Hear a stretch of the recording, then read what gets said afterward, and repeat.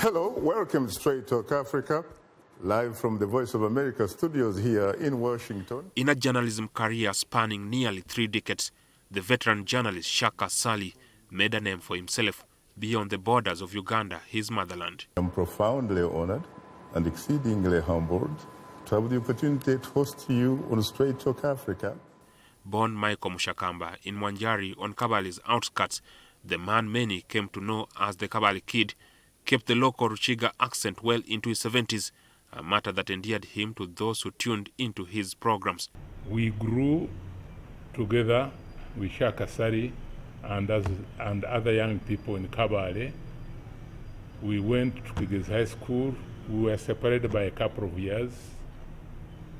From Kigezi High School, Shaka Ssali went to Kigezi College Butobere for senior, and I went to Busoga College Mwiri.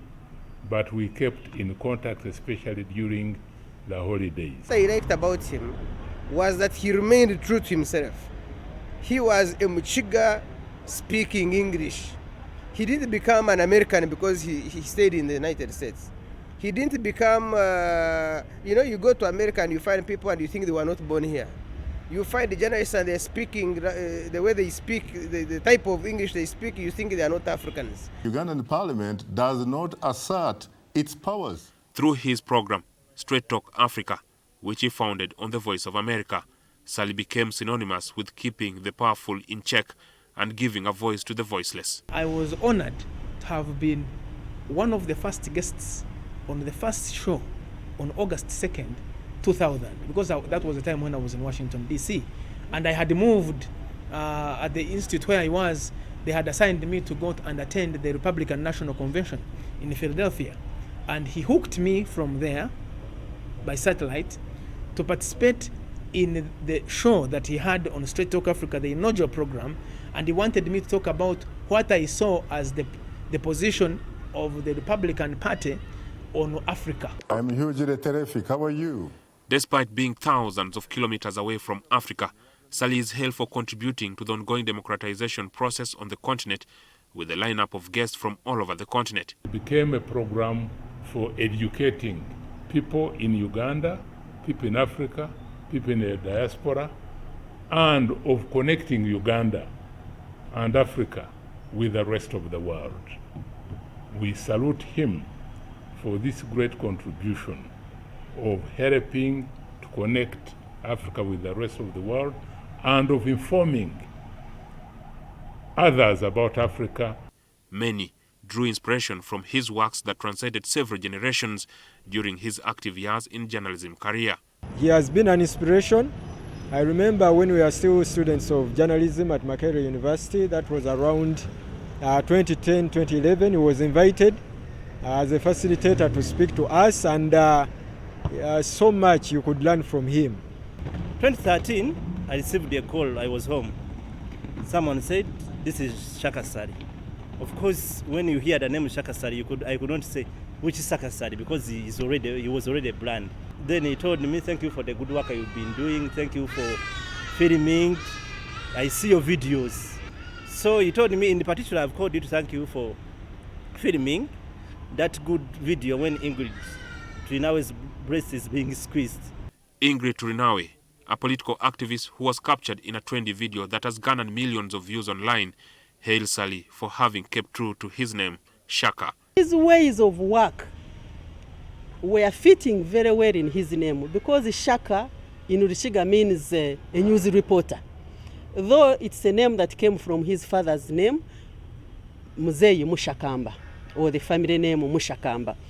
Growing up in Kabale, he was more inclined to live the fast life, first in trade with his father's Mushakamba buses, then joining the army. When he had the opportunity to speak about himself, Ssali admitted that he was influenced much by what was happening around him. One of those influences was his admiration for the ease with which soldiers accessed guns, but also exposure to movies. In primary school, I used to interact with cinema, movies, to the extent that initially, Peter, I have to confess that I wasn't really thinking about journalism, but rather I was thinking about becoming a cowboy. This way, he joined the boys' brigade at school, and as fate would have it, he dropped out of school and ended up becoming a child soldier. I watched cinema.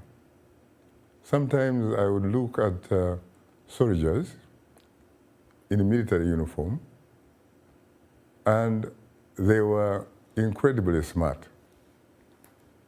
They had unfettered access, the officers, to a pistol, and I sort of liked the pistol. I liked to play with it.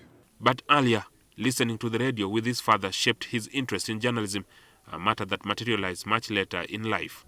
Remember, he said he dropped out of school, in secondary school, joined the army, dropped out of the army, fled to the United States, went back to school, got a degree, got a master's degree, and got a PhD. So when he spoke about keeping hope alive, you could see it in his own story. Ssali's prominence further shot up in Ugandan communities in 2016 when he was selected as one of the moderators of the first presidential debate in Uganda. I have to be honest with you that I'm profoundly honored and exceedingly humbled to have the opportunity to be able to participate in the democratic process of my mother country, Uganda. I met him because of politics. He was largely interested in the politics of Uganda. He was part of the struggle for change. And, because he spoke the truth, those who didn't want the truth did not like him. And that's why when he was proposed to moderate a debate here, there were those who didn't like him. The Interreligious Council, as I said, gave it a lot of concessions. And one of the concessions were that under no circumstances would Shaka engage Ugandan President Yoweri Museveni. As a matter of fact, they gave me that word at about 1:30 p.m. on Saturday. Shaka Ssali is hailed for having kept to his authentic African values and for practicing independence and impartiality in his journalism career. In journalism, Shaka Ssali would sometimes give tough questions to leaders, and he was a courageous journalist. He sought the truth, and he particularly wanted good governance, and a lot of his questions were related to good governance, development, and the social-cultural issues.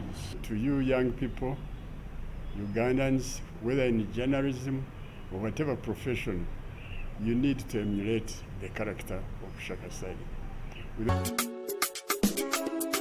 He retired from active journalism in 2021 after 29 years of hosting and producing the Straight Talk Africa program on Voice of America. Ssali passed on Thursday, age 71, just 2 weeks to his 72nd birthday. After he retired, since then, we have not been communicating with him.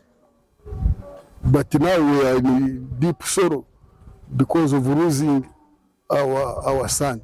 He had been living in the United States of America, and his will, he decreed that his remains be cremated and kept in the U.S. In the meantime, get better, not bitter, Buganda, and please remember to keep the African hopes alive. Jackson Onyango, NTV.